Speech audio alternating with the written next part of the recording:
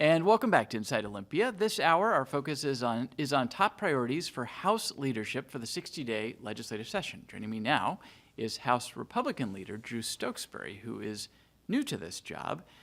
So we'll start with that. How's it going so far? How's the relationship with the majority party? What do you think of being House Republican Leader? Well, it's not bad so far. I keep telling people, though, ask me at day 60 if I still feel the same way. But it's nice to have session start. It was an interesting beginning because I was elected caucus leader the day after the last session ended. And so I had sort of 9 months on the job where I was doing things that were all very a little bit campaign related, but even the legislative things were behind the scenes. It was all things that nobody was not really in the public eye. Right. So it was a strange beginning to have this job and do things that were sort of related to the job, but not the job itself, and have to wait 9 months to start to do the actual job. So glad session's underway. Every day there's new things that come up. We had our first rules meeting this week, and I've not been on the rules committee before, so learning a lot as I go, and a lot of, as Donald Rumsfeld would call it, the unknown unknowns. Right. But enjoy it so far. And of course, the rules committee is sort of the gatekeeper for what gets out to the floor for vote, so that's important, but often, unless you're really an insider, not a well-understood committee. Right. I'm going to start with something I kind of ended with Speaker Jenkins, which is these initiatives to the legislature. And I suggested to her that many of the big priorities of Democrats over the last several years are, potentially on the repeal block here. Mm-hmm. And they are initiatives to the legislature. They would go to voters if the legislature does not act. She said there's really no standard operating procedure. This doesn't happen all the time, and there's no absolute must. And also, they're not subject to the cutoff deadlines. Mm-hmm. You guys have tried to force House Democrats to hold some hearings. Why even at this point raise much of a conversation or fuss about these? Because you could just say, well, voters will decide. That was kind of what these were meant to do. Yeah, a couple reasons. First of all, you're right. She's right. These are unusual. I think there have been a total of 3 initiatives to the legislature in my 5 terms, and now there's 6. Occasionally we'll have 1. A couple times there's been 2 in a session. Only 1 time has there ever been 3 in a session, and that's been the most. So the fact that we have 6 in a session is unprecedented. But I also think, it reflects a dissatisfaction out there with the direction of Washington State. I think people are saying that it's time for a change, and I think the fact that over 400,000 Washingtonians signed each of these initiatives, and somewhere over 1 million individual Washingtonians signed at least one of them, is reflective of the fact that the people want change, and that's what House Republicans are all about, is trying to fix what's broken in Washington. But in terms of the initiatives themselves, this session, the Constitution in Article 2, Section 1A has a clause that says, after these initiatives are certified to the legislature by the Secretary of State, they shall take precedence over all other measures other than appropriations bills. And certainly there is some debate over what that exactly means. Another part of the Constitution says the House gets to set its own rules, so we can kind of answer this question for ourselves. But it is a staple of constitutional and statutory construction that the words put in constitutions, in statutes, have to mean something. And so the phrase "shall take precedence" must mean something. We get to interpret that, sure, but it's got to mean something. And I've yet to hear from the majority party what they think it means. Well, how do you define it, or what do you think it should mean? Well, and that's why, getting back to your question about, why are we trying to force committee hearings, that is one way we think the legislature could comply with that. Ordinarily, when bills are introduced, they are referred to committee, and then the committee itself, usually through their chair, sort of decides which bills to hear and which not to hear. And so by having the House instruct the committee that they shall hold a hearing, well, that is certainly not what we do for normal bills. That's exactly the point. We think that's a way the House can comply with this requirement that these initiatives shall take precedence. Certainly we can't compel members to vote for something that they oppose, but we should be able to hold a hearing and invite, some of the 400,000 Washingtonians that signed these to discuss with the legislature and that committee, why they signed it, what the issues with the police pursuit law is, or the capital gains tax, or the long-term care payroll tax. So let's say they hold a hearing. Do you want them to do anything beyond that? Or would you prefer that these just be allowed to go out to voters? Well, I think the legislature should pass all 6. I would vote for all 6 if they hit the floor tomorrow. I think everybody in my caucus would vote for all 6 if they hit the floor tomorrow. But we recognize that the majority party probably doesn't want to vote for them, partly because a lot of them repeal things that they voted for just in the last year or two. So I understand that we can't necessarily hold a vote on all of them, or even if we did, it would fail. And I'm glad that they eventually will get to go to the public for a statewide vote. But I certainly think that the fact that so many people signed these, the fact that we have a pretty clear constitutional requirement to have these take precedence, the legislature should be doing something. We should have some sort of hearing, some sort of debate, something more than introduce it as a bill and let it die on the vine in committee.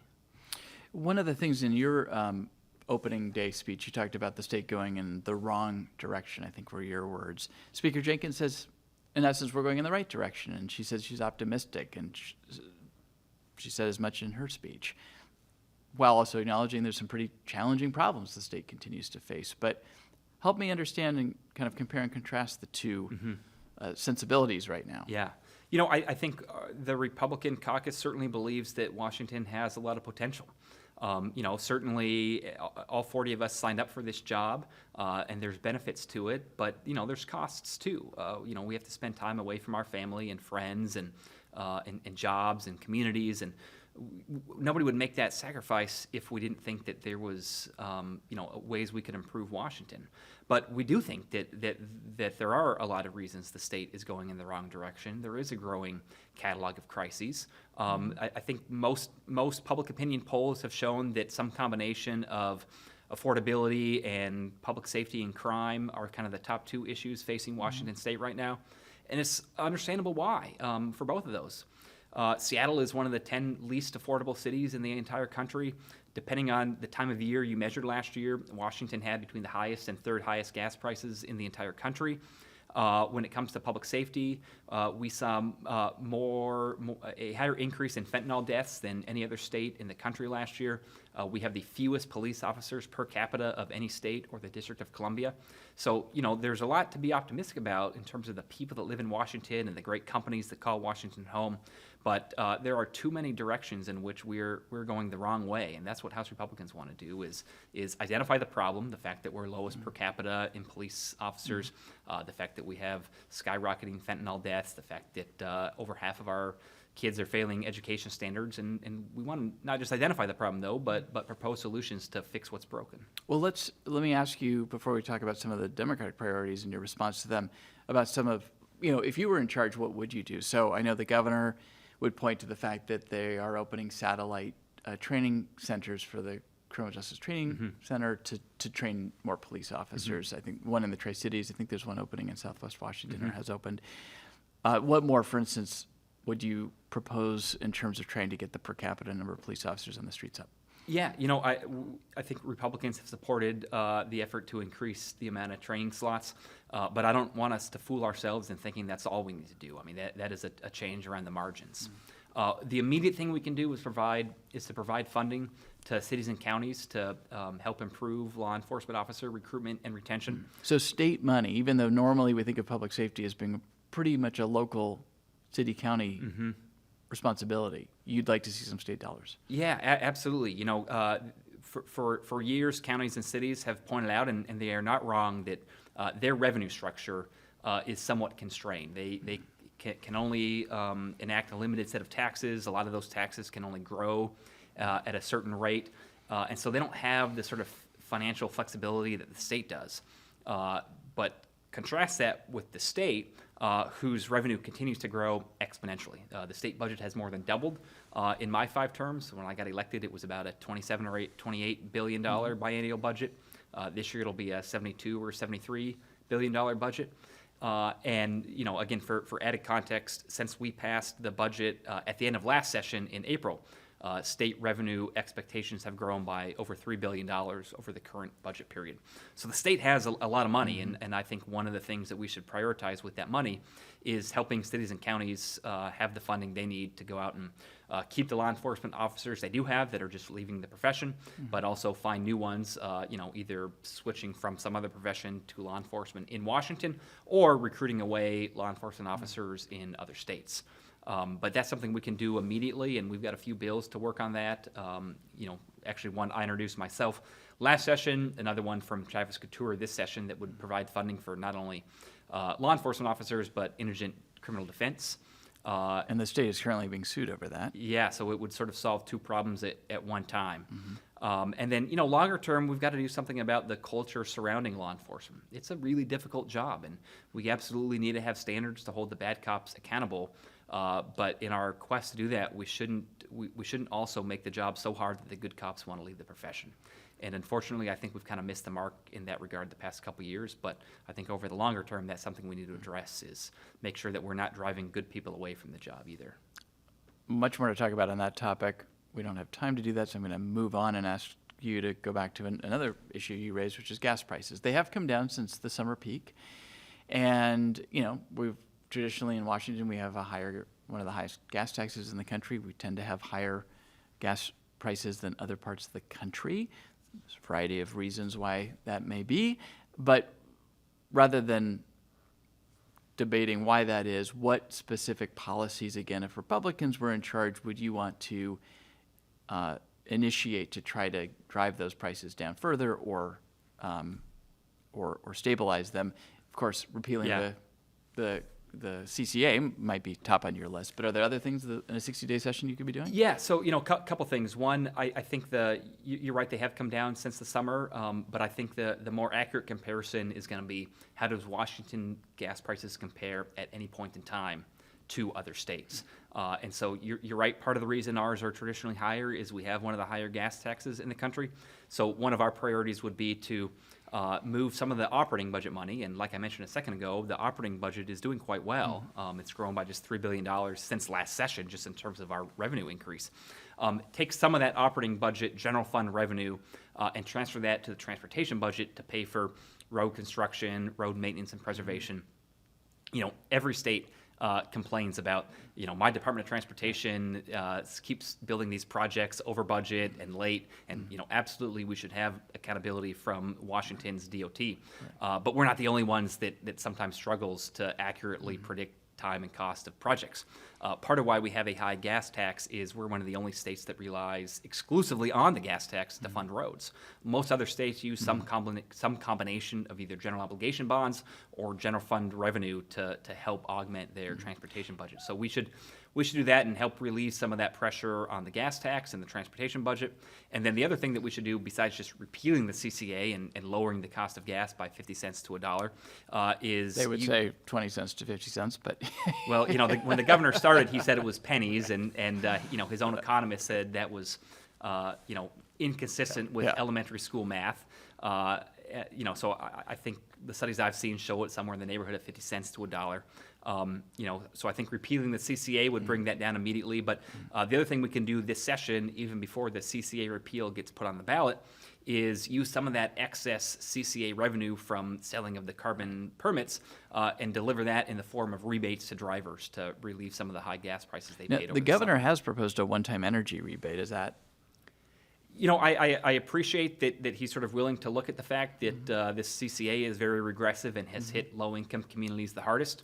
But I think that the CCA has brought in enough revenue that we can have a little bit broader outlook than that. So the bill that I would prefer is from Representative April Connors in the Tri-Cities that would provide something in the neighborhood of about a $200 rebate to every Washington driver to offset the high price of gas they paid this year. Just briefly on the Carbon Commitment Act, there is money being generated by that, more than actually was anticipated, and a significant chunk of money is going into the current transportation funding package, the Forward Washington, I believe it's called. So if the CCA goes away, that money goes away. I suppose Democrats would say, well, we don't need to take sales tax money from the general fund and apply it to transportation because we came up with a new source of funds, and that's helping transportation. Yeah, I think first of all, most of where the CCA money is going to in the transportation budget aren't the things that are going to benefit most Washingtonians. Most of us still drive cars. Most of us still need roads to drive those cars on. Transit makes sense for folks that live in inner cities like Seattle, Tacoma, Spokane. But for the most part, the biggest bang for your buck is going to come from maintaining and preserving the roads we have and continuing to follow through on the road projects that we committed to, things like the North-South Freeway in Spokane, connecting Highway 167 in my district to I-5 in Tacoma. And those are roads, and we need money for that. And the CCA money isn't going to go towards that. But to the extent repealing the CCA dries up other funds in the transportation budget, Republicans continue to say that we can use some of the excess revenue from the operating budget to backfill the transportation budget. So I think it can be done. It's just a matter of political will. Let's talk about housing. There are three, I guess, big bills that are being considered. One is a lot splitting bill that actually comes from Representative Barkas in your caucus that failed last year, and there's a second attempt this year. There's the transit-oriented density bill, and then the cap of rent increases at 5%. Kind of taken together, I know there's support for the lot splitting. What about the other two? Yeah, so you're right. I think most of the Republican caucus, if not all of us, would be supportive of Representative Barkas's lot splitting bill. I and I think most of my caucus have significant problems with the other two. The transit-oriented development bill is certainly well-intentioned, but the problem is it's going to have the opposite effect of what's intended. The intent is to encourage development of affordable housing near transit Bring centers. density near where you can walk to the train station or the bus station. The problem is if the state is sort of over-optimistic through its legislation of the affordable housing targets, and developers are looking at developing projects near transit stations, and now they have to meet these affordable housing goals. If the project doesn't pencil with those affordable housing goals, they won't build that project at all. And they're going to take that money and start building projects away from the transit areas where there aren't these requirements. So it's going to have this perverse effect of actually driving development away from transit areas. So, I think we'd be happy to try to figure out good ways we can get more density in those transit areas.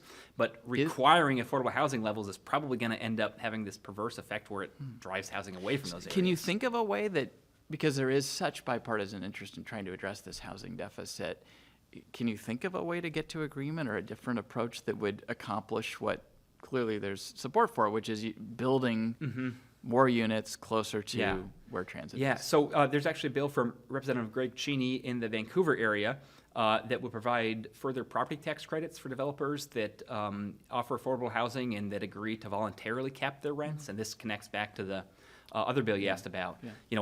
We think rent control is a bad idea. Anytime the state tries to get involved in the private market economy, things fail. Anybody that remembers the Soviet breadlines in the 80s and 90s can understand that you run a big risk when the state tries to, from the Capitol, plan the economy.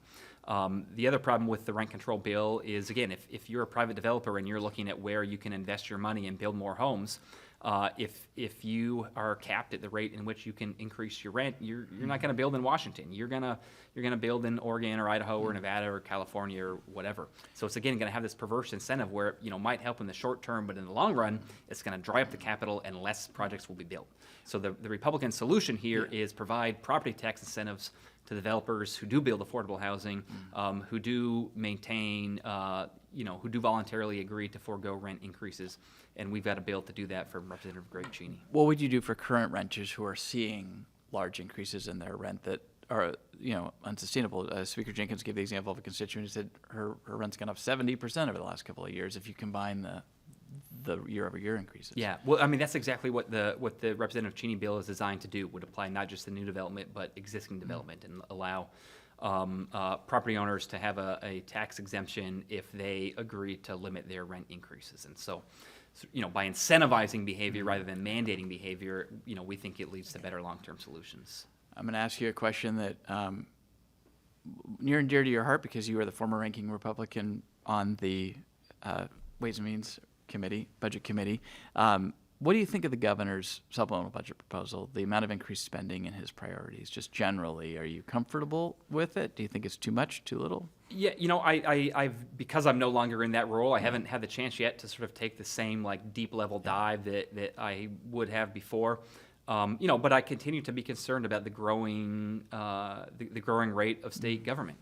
Like I said a second ago, the budget has more than doubled in my 5 terms in the legislature.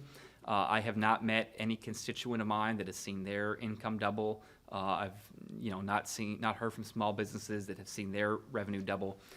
Washington remains one of the only states in the country that did not provide broad-based tax relief, either during the COVID pandemic or sort of in the aftermath of it. And I think that's unfortunate. I think that, like I said a second ago, Washington is one of the least affordable states in the country, and certainly inflation at a national level. There's not a lot of levers a state can pull, but to the extent that Washington is even more expensive than our neighboring states, there are some levers we can pull, and one of those is to lower the tax burden on ordinary working Washingtonians. And I think we should use some of this growing budget to deliver tax relief for our constituents. Let's talk about some areas of the budget, including and starting with education. You mentioned concerns about student achievement and performance post-COVID. The governor is proposing pay raises for paraeducators, additional state funding to cover the cost of serving students, special ed students. When you think about spending priorities for K-12 in a supplemental budget, where do you go? Yeah.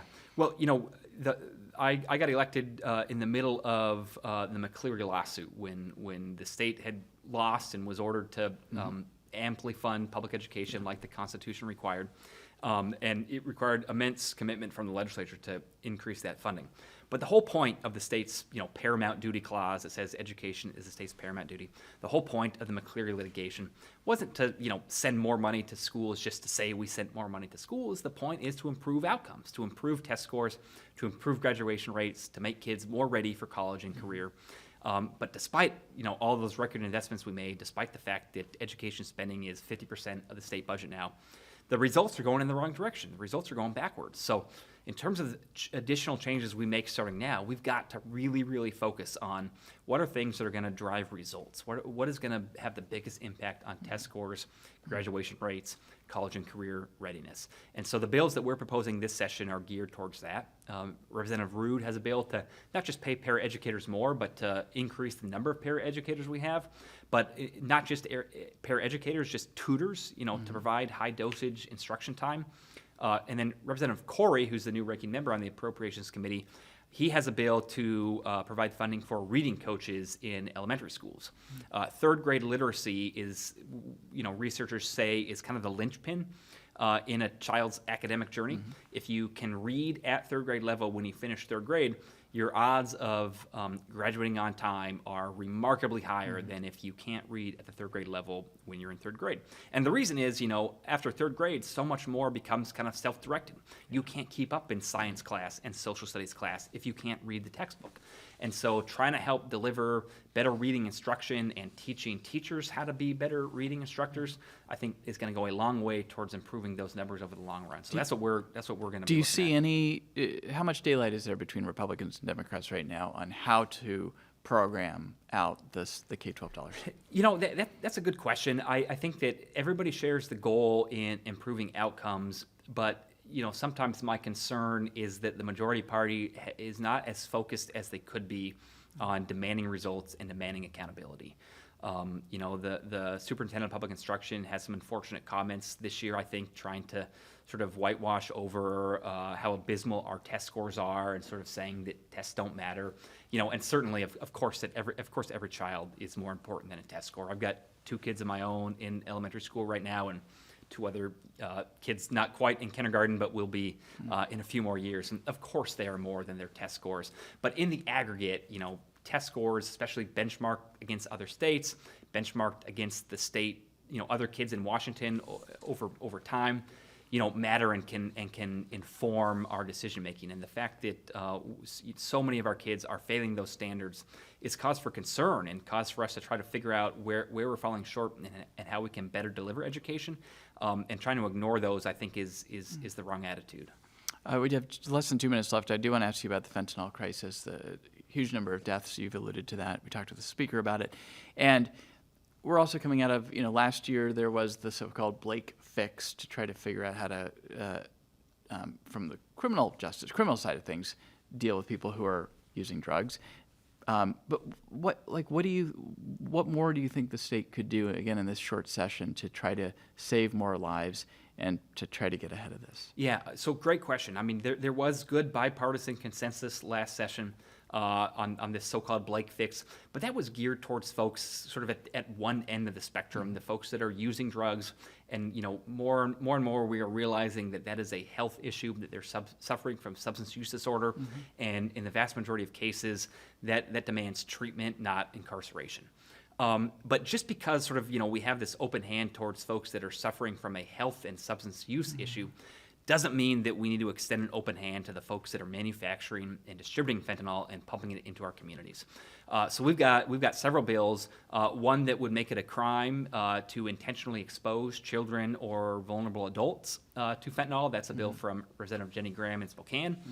We have a bill from Representative Gina Mossbrucker in Yakima that would increase penalties for the distribution and manufacture of fentanyl. And then we have a bill from Representative Jacqueline Maycumber in Northeast Washington that would create a statewide Bureau of Narcotics within the State Patrol that would help go after these fentanyl gangs and criminal rings that sort of cross jurisdictional boundaries that might be hard for one small city to tackle, that maybe the state can use its tools to help these locals tackle. Okay. I'm sorry to cut you off there, but certainly sounds like an enforcement focus. Much more to talk about in our next conversation. Absolutely. Thank you very much. Drew Stokesbary, the House Republican Leader. Appreciate Thanks, your time. Austin. Thank you for watching Inside Olympia. We will see you again next week.